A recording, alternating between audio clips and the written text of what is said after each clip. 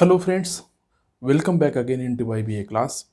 In the subject of International Trade Theory and Practice, अर्थात तृतीय वर्ष कला वर्गाच्या विशेष विषय 4 आंतरराष्ट्रीय व्यापार सिद्धांत आणि व्यवहार या विषयाच्या व्याख्यानामध्ये मी प्राध्यापक डॉक्टर मनोज कुमार गायकवाड, अर्थशास्त्र विभाग प्रमुख वसंतराव नाईक महाविद्यालय शहादा आणि इकॉनॉमिक्स अकॅडमीच्या वतीनं आपलं मनापासून स्वागत करतो. विदेशी विनिमय नियंत्रण अर्थात एक्सचेंज कंट्रोल. विनिमय या शब्दाचा अर्थ आपण मागच्या अनेक व्याख्यानांमध्ये सतत ऐकतो आहे किंवा हा शब्द आपल्या कानावर पडतो आहे. विनिमय दर असा सुद्धा शब्द प्रयोग करतो आहे. व्यापार शर्तींच्या संदर्भात आणि व्यवहार तोलाच्या संदर्भामध्ये सुद्धा आपण विनिमयाचा किंवा विनिमय दराचा किंवा विदेशी चलनाचा किंवा विनिमय दर कसे ठरतात याचा वारंवार आपण उल्लेख करतो आहे. आता आपल्याला विदेशी चलन का पाहिजे असते, त्याची मागणी आपण का करतो आणि विदेशी चलनाचा पुरवठा कसा होतो आपल्याकडे, आंतरराष्ट्रीय व्यापार करणं म्हणजेच आयात आणि निर्यात करणं, निर्यातीच्या मार्फत आपल्याला विदेशी चलन प्राप्त होते, त्याचबरोबर विदेशी गुंतवणूकदारांनी आपल्या देशात गुंतवणुका केल्या किंवा आपल्या देशातून सोन्याची खरेदी केली तर आपल्या देशामध्ये विदेशी चलन प्राप्त होत असते किंवा विदेशी चलनाचा पुरवठा होत असतो. त्याचबरोबर आपण विविध प्रकारच्या वस्तूंची आयात करायची म्हटली की त्या वस्तूंचं देणंसुद्धा आपल्याला विदेशी चलनामध्ये अदा करावं लागतं. म्हणजेच विदेशी वस्तूंचं मूल्य अदा करण्यासाठी आपल्याला विदेशी चलनाची मागणी करावी लागते. त्याचबरोबर आपल्या देशातील लोकांनी विदेशात गुंतवणुका करण्याचा निर्णय घेतला तर त्याच्यासाठी सुद्धा त्यांना स्वदेशी चलन देऊन विदेशी चलनाची मागणी करावी लागते किंवा खरेदी करावी लागते. आपल्या देशातील लोकांनी विदेशातून सुवर्ण खरेदी करण्याचा निर्णय घेतला तर त्या खरेदीसाठी सुद्धा त्यांना विदेशी चलनाची गरज भासते, असंही आपण पाहिलं. म्हणजे विदेशी चलनाच्या मागणीचा आणि विदेशी चलनाच्या पुरवठ्याचा या दोघही अंगांचा आपण अभ्यास केला. आणि विदेशी चलन हे विकसनशील आणि अल्पविकसित राष्ट्रांच्या आर्थिक विकासामध्ये किती महत्त्वाची भूमिका बजावू शकते याबद्दलही आपण सविस्तर अशी माहिती जाणून घेतलेली आहे. या ठिकाणी मात्र आता आपण या विदेशी चलनावर नियंत्रण हा मुद्दा आपण अभ्यासणार आहोत. हे नियंत्रण कोण ठेवतं, कोणत्या परिस्थितीमध्ये ठेवतं? नियंत्रणाच्या संदर्भामध्ये आपण स्थिर विनिमय दर आणि बदलते विनिमय दर या दोघही पद्धती अभ्यासल्या. स्थिर विनिमय दरामध्ये नियंत्रण ठेवलं जातं, बदलत्या विनिमय दरामध्ये सुद्धा नियंत्रण ठेवलं जातं, परंतु त्याच्यावर मर्यादा असते. की कोणत्या परिस्थितीमध्ये सरकारने या व्यवस्थेमध्ये हस्तक्षेप करावा आणि कोणत्या परिस्थितीत करू नये या संदर्भामध्ये याबाबत माहिती दिली आहे किंवा त्याची एक रूपरेषा आहे किंवा त्याची एक चौकट आहे.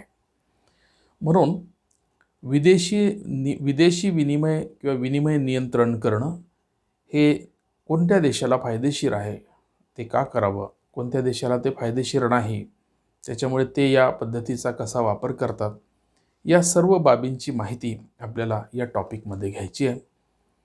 विदेशी विनिमय नियंत्रण किंवा विनिमय नियंत्रण कोणत्या उद्दिष्टांमुळे केलं जातं, अशा 10-15 उद्दिष्टांची सुद्धा आपल्याला माहिती यामध्ये करून घ्यायची आहे. आणि प्रत्यक्षामध्ये विदेशी विनिमय नियंत्रण किंवा विनिमय नियंत्रण करण्याच्या कोणत्या पद्धती आहे, प्रत्यक्ष अप्रत्यक्ष पद्धती, त्याचाही सविस्तर असा आढावा आपल्याला या टॉपिकमध्ये घ्यायचा आहे.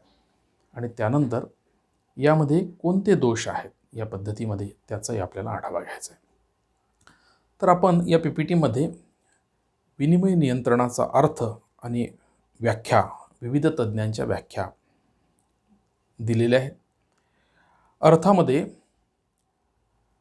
आयात निर्यात व्यापार, सुवर्ण खरेदी विक्री, वाहतूक व दळणवळण, सेवा, बँक व विमा सेवा, विदेशी प्रवास, भेट, अभ्यास दौरा यासारख्या अनेक मार्गाने विदेशी चलनाचं देशामध्ये आगमन म्हणजे एंट्री आणि निगमन म्हणजे एक्झिट होत असते.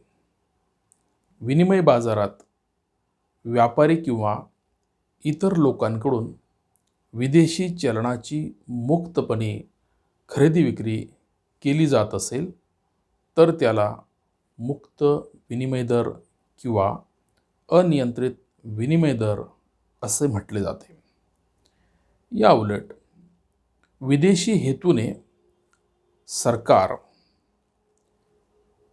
याउलट विशिष्ट हेतूने सरकार, मध्यवर्ती बँक किंवा विनिमय नियंत्रण संस्था, एक्सचेंज कंट्रोल इन्स्टिट्यूट विनिमय बाजारातील मुक्त शक्तीच्या कार्यावर नियंत्रणे लादते, हस्तक्षेप करते, तेव्हा या क्रियेला विनिमय नियंत्रण असे म्हणतात.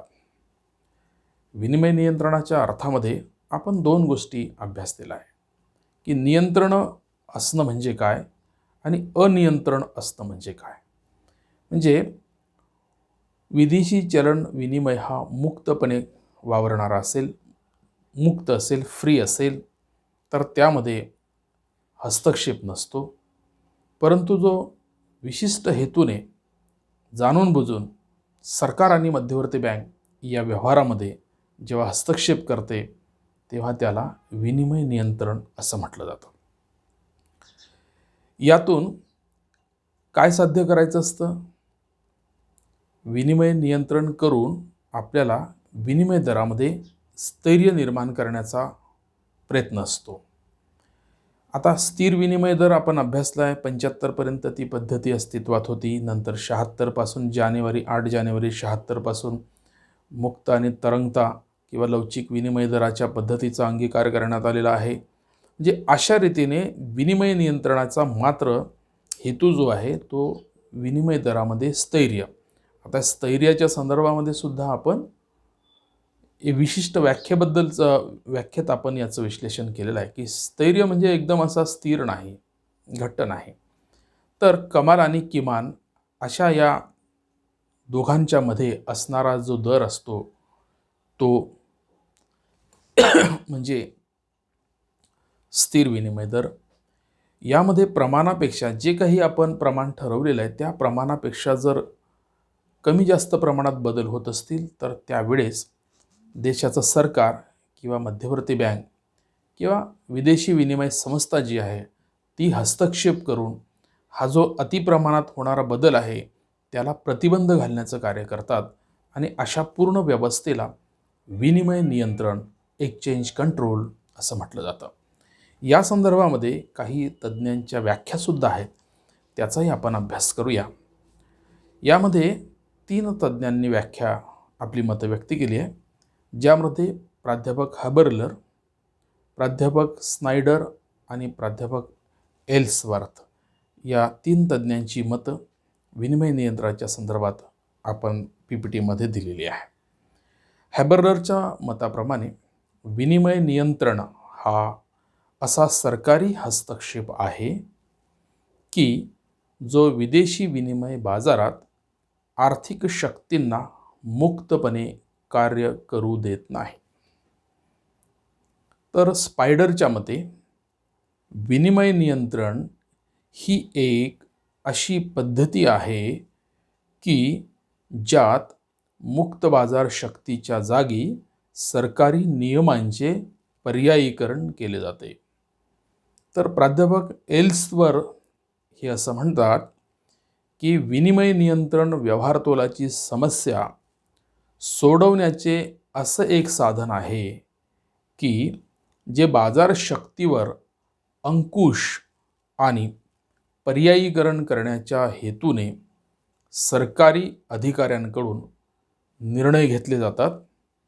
आयात आणि आंतरराष्ट्रीय देयता, आंतरराष्ट्रीय किंमत समानतेच्या जागी राष्ट्रीय आवश्यकतेनुसार निर्धारण होतात. अशा रीतीने या तिघही तज्ज्ञांच्या मताचा अर्थ थोडक्यामध्ये जर आपण विचारात घेतला तर त्याचा अर्थ असा निघतो की विनिमय नियंत्रण कशा पद्धतीने, कोणत्या स्थितीमध्ये आणि कोणत्या हेतूने केलं जातं हे प्रतीत होत असतं. पण तरीसुद्धा या तिघही व्याख्यांचा सारांश स्वरूपाने विस्ताराने जर आढावा आपल्याला घ्यायचा असेल तर या व्याख्यांवरून असं स्पष्ट होतं की विनिमय नियंत्रण म्हणजे विनिमय बाजारातील मागणी आणि पुरवठा या मुक्त आर्थिक शक्तींचे नियंत्रण करून देश चलनातील विनिमय दर सरकारी अधिकाऱ्यांच्या निर्णयानुसार निश्चित करत असतो. सरकार, मध्यवर्ती बँक किंवा विनिमय नियंत्रण संस्था विदेशी चलन मागणी पुरवठ्यावर प्रत्यक्ष नियंत्रण प्रस्थापित करत असतात. आयात आणि इतर आंतरराष्ट्रीय देयतेंची निश्चिती केवळ आंतरराष्ट्रीय किमतींच्या आधारावर होत नसून देशाच्या गरजेनुसार सुद्धा निश्चित होत असते. यातून चलनाची परिवर्तनीयता संपुष्टात येते. विनिमय नियंत्रण हा विनिमय बाजारातील प्रत्यक्ष हस्तक्षेप मानला जातो. व्यापार व इतर माध्यमातून प्राप्त होणारे विदेशी चलन सरकारी अधिकाऱ्यांकडे जमा करावे लागते. त्याचा सरकारने ठरवून दिलेल्या दराने विनिमय दर किंवा विनिमय केला जातो. आयात व इतर कारणांसाठी विदेशी चलनाची आवश्यकता भासली तर सरकार, मध्यवर्ती बँक किंवा विनिमय संस्थांकडून विदेशी चलनांची खरेदी करावी लागते. म्हणजे व्यापाऱ्याला सरकार, मध्यवर्ती बँक किंवा विदेशी विनिमय किंवा विनिमय संस्था ज्या असतात त्यांच्याकडून या चलनाची खरेदी करावी लागते. मित्र, ही सर्व पद्धती स्थिर विनिमय पद्धतीतली आहे.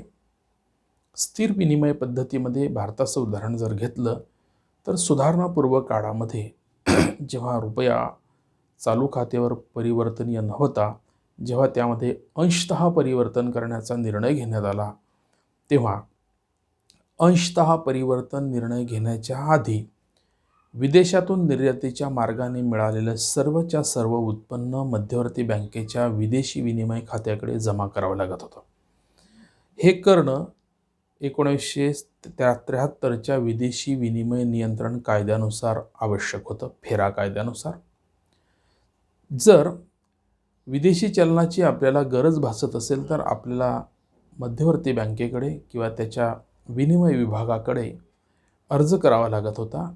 त्या अर्जामध्ये विदेशी चलनाच्या गरजांची कारणं आपल्याला स्पष्ट करावी लागत होती. त्यावेळी मध्यवर्ती बँक किंवा तो विनिमय विभाग त्या व्यक्तीच्या गरजांच्या कारणांचा अभ्यास करून त्याला मध्यवर्ती बँकेने ठरवलेल्या विनिमय दरानुसार चलनाची अदलाबदली करून देत असत. म्हणून फेरा कायद्यानुसार जोपर्यंत तो अस्तित्वात होता तोपर्यंत देशामध्ये आलेले सर्व विदेशी चलन हे विनिमय संस्थांकडे आपल्याला जमा करायने कायदेशीररित्या बंधनकारक होते. परंतु आपण आर्थिक सुधारणांचा कार्यक्रम राबवला तेव्हा या कायद्यामध्ये सुधारणा करावी लागली आणि तो सुधारणांचा भाग म्हणून आपल्याला रुपया अंशतः चालू खात्यावर परिवर्तनीय करावा लागला, ज्यामध्ये 100% विदेशी चलनापैकी काही चलन व्यापाऱ्यांनी स्वतः आपल्या खात्यावर ठेवायचं होतं आणि काही प्रमाणातलं चलन हे मध्यवर्ती बँकेकडे जमा करायचं होतं. व्यापाऱ्यांनी आपल्याकडे असणाऱ्या चलनाचा वापर हा व्यापारासाठी करायचा की कसा करायचा आहे हे त्याला स्पष्ट करावं लागत होतं. त्यानंतर रुपया हा 100% परिवर्तनीय झाला. त्यामुळे विविध मार्गातून प्राप्त होणारं विदेशी चलन चालू खात्यावरचं व्यापाऱ्यांकडे किंवा निर्यातदारांकडेच राहतं. त्याचा फक्त हिशोब मध्यवर्ती बँकेकडे द्यावा लागतो. म्हणजे अशा प्रकारची धोरणं नंतरच्या काळात बदललेली आपल्याला दिसतात. म्हणून विनिमय नियंत्रणाचा अर्थ जो आहे आता तो सरकारला गरजेनुसार हस्तक्षेप करणं असा आहे. त्यावेळेस फेरा कायद्यामध्ये 100% सरकारचा हस्तक्षेप होता. 100% विनिमय नियंत्रण करण्याची जबाबदारी सरकार, मध्यवर्ती बँक आणि विदेशी विनिमय बँक किंवा विनिमय बँकां संस्थांकडे होती. आता मात्र त्यामध्ये थोड्या प्रमाणात शिथिलता आलेली आहे. गरजेनुसार विनिमय नियंत्रण केलं जातं. म्हणजे अशा रीतीने विनिमय नियंत्रणाचा अर्थ आणि त्याच्या व्याख्यांवरनं आपल्याला याबद्दलची सखोल अशी इन्फॉर्मेशन घेता येते. यानंतर आपल्याला विनिमय नियंत्रणाची नेमकी उद्दिष्ट कोणती आहेत त्याचाही आपल्याला थोडक्यात आढावा घेणं आवश्यक आहे. उद्दिष्टांच्या बद्दल आपण PPTमध्ये ते दर्शवलेले आहे. कोणती उद्दिष्ट असतात तर त्यामध्ये गंगाजळीचा सांभाळ, विनिमय दरात स्थैर्य, भांडवली उड्डाण थांबवणे, देशातील उद्योगांना संरक्षण देणे, व्यवहार तोलातील असमतोल दूर करणे, अत्यावश्यक वस्तूंची गरजेपुरतीच आयात करणे, परिणामकारक आर्थिक नियोजन करणे, स्वदेशी चलनाचे अतिमूल्यन टिकवून ठेवणे, सरकारी उत्पन्नात वृद्धी करणे, आर्थिक मंदीचा विस्तार थांबवणे, विदेशी कर्जाची परतफेड करणे, विविधात्मक व्यापार धोरणाचा अवलंब करणे, विदेशी कर्ज परतफेड थांबवणे आणि कर्जाची वसुली करण्याचा हेतू निश्चित करणे आणि युद्धकालीन उद्देश अशा विविध उद्दिष्टांच्या अनुषंगाने विनिमय नियंत्रण सरकारकडून किंवा देशातल्या विविध सरकारांचा तो धोरणात्मक भाग बनू शकतो. वेगवेगळे देश या संदर्भात वेगवेगळी धोरणं आणि त्याची उद्दिष्ट हे निश्चित करू शकतात. या पद्धतीतून या उद्दिष्टांचाही आपल्याला थोडक्यामध्ये आढावा घेणं गरजेचं आहे. गंगाजळी सांभाळण्याचं काय उद्दिष्ट आहे, कशासाठी आपण गंगाजळी सांभाळली पाहिजे, विदेशी विनिमय चलनाचा साठा का केला पाहिजे, तर त्या विश्लेषणामध्ये असं म्हटलं जातं की देशाच्या मध्यवर्ती बँकेला सोनं, प्रमुख विदेशी चलन आणि परकीय सरकारचे कर्जरोखे या स्वरूपामध्ये विदेशी गंगाजळीचा साठा बाळगावा लागतो. विनिमय दर मुक्त असतील आणि एखाद्या देशाच्या व्यवहार तोलामध्ये तूट असेल तर विदेशी गंगाजळीचा साठा त्यामुळे सुद्धा बाळगावा लागतो. विनिमय दर जर मुक्त असतील आणि एखाद्या देशाच्या व्यवहार तोलात तूट येत असेल तर विदेशी गंगाजळीचा साठा संपुष्टात येऊ शकतो. हा साठा कमी झाला तर आवश्यक वस्तूंची व सेवांची आयात करणे अशक्य होते. म्हणून प्रत्येक देशाला परकीय गंगाजळीचा किमान साठा बाळगणे आवश्यक असते. तो साठा किमानपेक्षा कमी होऊ नये म्हणून विनिमय नियंत्रण आवश्यक असते. आपल्याकडे आता 350-400 बिलियनपेक्षा जास्त विदेशी विनिमय साठा आहे. विनिमय दरात स्थैर्य निर्माण करण्यासाठीचं उद्दिष्ट आहे. देशांतर्गत उद्योग, व्यापार, रोजगारात वाढ करण्यासाठी विनिमय दरात स्थैर्य असणे आवश्यक सांगितलं जातं. अपरिवर्तनीय कागदी चलन पद्धतीत विनिमय दरात खूप चढ उतार निर्माण होतात. त्याचा आर्थिक विकासावर वाईट परिणाम होत असतो. म्हणून सरकार एका निश्चित पातळीवर विनिमय दर स्थिर ठेवण्याचा प्रयत्न करतं. विनिमय दरावर त्यामुळे नियंत्रण प्रस्थापित करण्याचा प्रयत्न करते. त्यानंतर तिसरं उद्दिष्ट आहे की भांडवलाचं उड्डाण थांबलं पाहिजे. राजकीय अस्थैर्य, आर्थिक संकट आणि सट्टेबाजी इत्यादी कारणांमुळे देशातील भांडवल मोठ्या प्रमाणावर विदेशामध्ये जाऊ शकते. तर देशात भांडवलाची टंचाई निर्माण झाल्यास औद्योगिक विकासावर त्याचे वाईट परिणाम होऊ शकतात. सर्वात महत्त्वाचं म्हणजे भांडवली उड्डाण वाढ होत असते. भांडवली उड्डाणात वाढ होत असते तर विदेशी विनिमय चलनाची त्यामुळे मागणी वाढत असते. त्यातून विदेशी चलनाचा साठा हा कमी होतो आणि विनिमय दरात घट होऊन स्वदेशी चलनाचं मूल्य मोठ्या प्रमाणात कमी होत असते. म्हणून सुवर्ण साठे कमी होतील असे झाल्यास आवश्यक वस्तूंची आयात करणेही अशक्य होईल. असे होऊ नये म्हणून विनिमय नियंत्रण करणं हे महत्त्वाचं उद्दिष्ट आहे. त्यानंतर देशातील उद्योगांचं संरक्षण करण्याचं सुद्धा उद्दिष्ट महत्त्वाचं आहे. विदेशी मुक्त व्यापार असेल तर विदेशातून मोठ्या प्रमाणावर वस्तूंची आयात होऊन स्वदेशी आणि विदेशी वस्तूंमध्ये स्पर्धा निर्माण होते. त्यामध्ये स्वदेशी उद्योग टिकाव धरू शकत नाही. असे झाले तर उद्योगांच्या विकासावर वाईट परिणाम होतात. ते टाळण्यासाठी विनिमय नियंत्रण या साधनाचा वापर करावा लागतो. त्यानंतर व्यवहार तोलातील असमतोल दूर करण्यासाठी विनिमय नियंत्रणाचं उद्दिष्ट साध्य केलं जातं.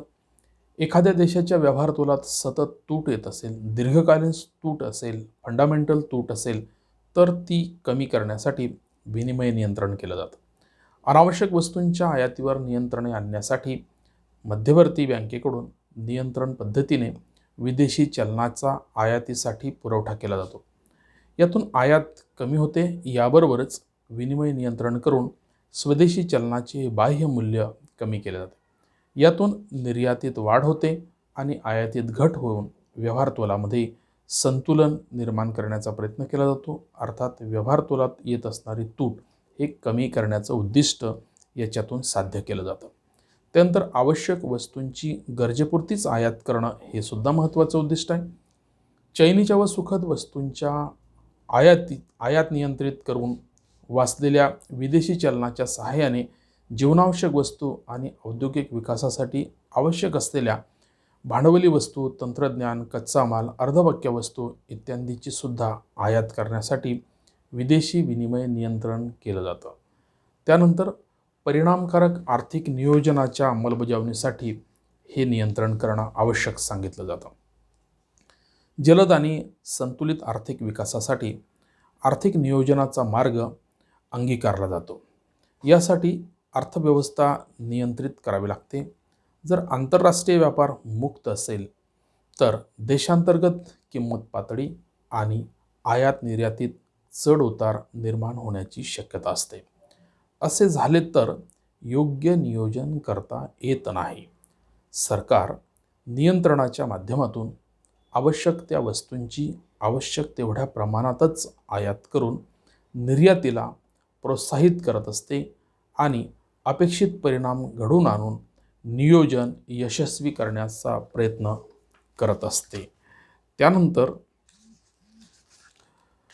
स्वदेशी चलनाचे अतिमूल्यन टिकून ठेवण्याचं सुद्धा उद्दिष्ट साध्य करण्यासाठी प्रयत्न केले जातात. काही देश स्वदेशी चलनाचे अतिमूल्य ओव्हर व्हॅल्यू टिकून ठेवण्यासाठी विनिमय नियंत्रणाच्या मार्गाचा अवलंब करतात. यातून फायदा असा होतो की आवश्यक वस्तूंच्या आयातीसाठी विदेशी चलनाची उपलब्धता होते आणि सरकार विदेशी चलनाचे एकूण मागणी आणि पुरवठ्यात समतोल निर्माण करण्याचा प्रयत्न करते. यामुळे चलन मूल्य जास्त ठेवल्याने विदेशी चलनाचा भार थोडा हलका होतो आणि व्यापार शर्तींमध्ये थोड्याफार प्रमाणात सुधारणा होत असतात, जे देशाच्या व्यापाराला संतुलित करण्यासाठी आवश्यक असतात. त्यानंतर सरकारी उत्पन्नात वृद्धीचं उद्दिष्ट ठेवलं जातं. विनिमय नियंत्रणातून सरकारच्या उत्पन्नात वाढ होते, कारण विनिमय नियंत्रणाच्या माध्यमातून विदेशी देयता सहजपणे देता येते. विदेशी लोकांचं देणं सहज देता येते. तसंच विदेशी चलनाची खरेदी विक्री सरकारकडून केली जाते. सरकार विदेशी चलन स्वस्त दराने खरेदी करून त्याची जास्त दराने विक्री करू शकते. खरेदी आणि विक्री दरातील अंतरातून जो नफा निर्माण होतो तो सरकारच्या उत्पन्नाचा मार्ग बनतो. यातून सरकारच्या उत्पन्नामध्ये वाढ होताना दिसते. त्यानंतर 10वं उद्दिष्ट आहे की आर्थिक मंदीचा विस्तार थांबवणं. एखाद्या देशात मंदीची परिस्थिती असेल तर तिचा आंतरराष्ट्रीय पातळीवर प्रसार होतो. इतर देशांमध्येही त्या मंदीची लागण सुरू होऊ शकते. त्याचा जागतिक अर्थव्यवस्थेवर विपरीत परिणाम होण्याची शक्यता असते. अशा मंदीचा प्रसार थांबवण्यासाठी विनिमय नियंत्रण करणं महत्त्वाचं ठरतं. मंदी असलेल्या देशातील आयातीवर या धोरणातून निर्बंध लादलं जाणं आवश्यक असतं. त्यानंतर कर्जाची परतफेड करणे. व्यवहार तोलातील असमतोल दूर करण्यासाठी अनेक विकासात्मक योजना राबवण्यासाठी विदेशी कर्ज उभारलेली असतात. घेतलेली विदेशी कर्ज वेळेवर परत करता यावीत आणि त्यावरील व्याजसुद्धा देता यावं म्हणून विनिमय नियंत्रण करणं आवश्यक असतं. विदेशी चलनाच्या सहाय्याने कर्ज व व्याजाची परतफेड केली जाते. तसे केले तरच देशाची आंतरराष्ट्रीय स्तरावर क्रेडिट किंवा पत टिकून राहू शकते. त्यानंतर विभेदात्मक व्यापार धोरणाचा अवलंब करण्याचं उद्दिष्ट आहे. वेगवेगळ्या देशांशी व्यापारी संबंध सुदृढ करण्यासाठी विनिमय नियंत्रणाचे धोरण अंगीकारले जाते. आयात अशाच देशांकडून केली जाते की जे देश आपल्या निर्यातीस स्वीकारण्यास तयार असतील आणि त्यांच्या चलनाचा पुरवठा करण्यास तयार असतात. इतर देशांच्या निर्यातीवर म्हणजेच आपल्या आयातीवर नियंत्रणे लावली जातात. त्यानंतर शेवटचा 13वा मुद्दा आहे विदेशी कर्ज परतफेड थांबवणे आणि कर्जाची वसुली करण्याच्या हेतूचा एक उद्दिष्ट महत्त्वाचं मानलं जातं. कधीकधी विदेशी कर्जाची परतफेड थांबवण्यासाठी विनिमय नियंत्रण केलं जातं. यातून वाचलेल्या विदेशी चलनाच्या सहाय्याने आवश्यक वस्तूंची आयात केली जाते. परंतु अशाच देशांची विदेशी कर्ज रोखली जातात की ज्यांच्याशी आर्थिक व्यापारी आणि राजकीय संबंध बिघडलेले असतात. विदेशी कर्जाची वसुली करण्यासाठी कर्जदार देशाच्या विनिमयावर प्रभाव टाकत जातो आणि त्या देशाला कर्ज परत करण्यास भाग पाडले जाते. तसेच ज्या देशाला कर्ज दिले जाते त्या देशाला कर्जाच्या सहाय्यानेच आपल्याच वस्तू व सेवांची खरेदी करण्यास भाग पाडले जाते. त्यानंतर शेवटचा उद्देश आहे युद्धकालीन उद्देश. युद्धकाळात शत्रू देशाच्या खरेदी विक्रीवर नियंत्रणे लावणे, विदेशी चलन गंगाजळीचा विनिमय नियंत्रणासाठी आवश्यकता दुर्मिळ चलनासाठीच पडते. कारण विदेशी चलन गंगाजळीचा साठा सांभाळला जातो. सरकारी उत्पन्नात वृद्धी करणे यातून विनिमय नियंत्रणात लादली जात असतात. अर्थात विनिमय नियंत्रणाची आवश्यकता दुर्मिळ चलनासाठीच असते. कारण दुर्मिळ चलनाची मागणी पुरवठ्याच्या मानाने जास्त असते. दुर्मिळ चलनाचा विनिमय दर बाजार शक्तीनुसार ठरू दिला तर विनिमय दरात खूपच चढउतार निर्माण होते. विनिमय नियंत्रण करून दुर्मिळ चलनाचे मूल्य वरच्या पातळीवर ठेवले जाते. असे करून सरकार युद्धकालीन हेतू सुद्धा साध्य करते.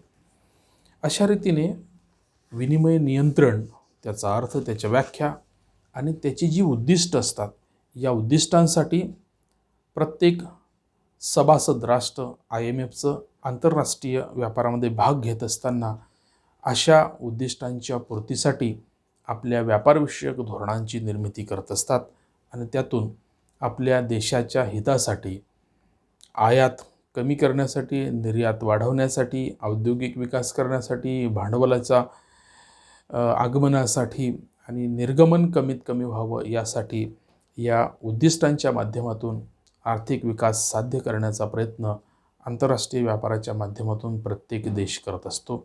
हे आपल्या या व्याख्यानातून लक्षात येऊ शकते. मित्रहो, अर्थव्याख्या आणि उद्दिष्टांच्या या मुद्द्यांच्या अनुषंगाने आपण बऱ्यापैकी याचा अर्थ समजून घेतलेला आहे.